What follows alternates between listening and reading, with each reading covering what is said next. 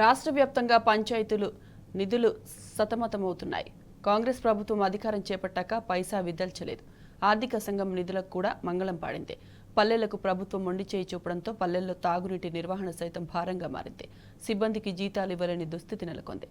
అప్పు తెచ్చి పనులు చేయించాల్సిన దీనావస్థలో పంచాయతీలున్నాయి.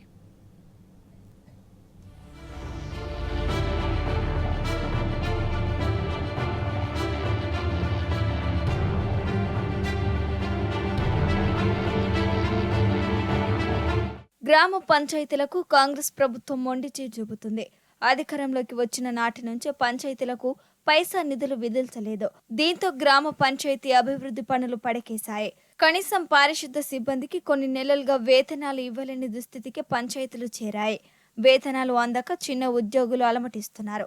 ఒకవైపు పాలక వర్గాలు లేక, ఇంకోవైపు నిధులు లేక పంచాయతీలు సంక్షోభంలో కొట్టుమిట్టాడుతున్నాయి. పంచాయతీకి ఉన్న ట్రాక్టర్లో డీజిల్ పోయటానికి డబ్బులు లేని దుస్థితి నెలకొంది. తమ పరిస్థితి కక్కలేక మింగలేక అన్నట్లు తయారైందని పంచాయతీ కార్యదర్శులు పేర్కొంటున్నారు.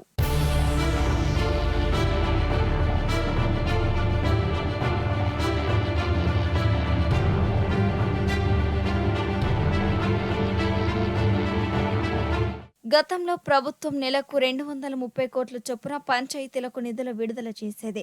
గ్రామ పంచాయతీలను దేశానికి ఆదర్శంగా తీర్చిదిద్దాలని సంకల్పించింది. నూతన పంచాయతీరాజ్ చట్టం తీసుకొచ్చి ప్రతి గ్రామానికి ఒక పంచాయతీ కార్యదర్శిని నియమించింది కేసీఆర్ ప్రభుత్వం.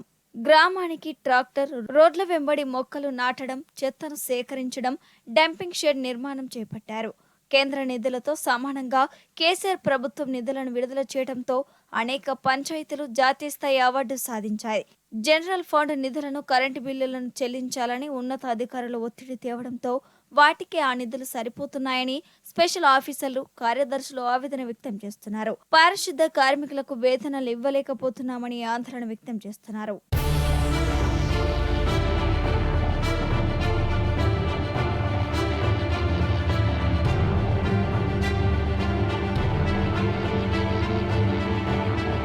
తాగునీటి నిర్వహణ బాధ్యత పంచాయతీలదే అని కాంగ్రెస్ ప్రభుత్వం చెప్పడంతో గత 2-3 నెలలుగా పంచాయతీలు తాగునీటి కొరతను ఎదుర్కొంటున్నాయి. వాటి నిర్వహణ ఖర్చులకు తమ జేబుల్లో నుంచి పెట్టాల్సి వస్తుందని కార్యదర్శులు వెల్లడించారు.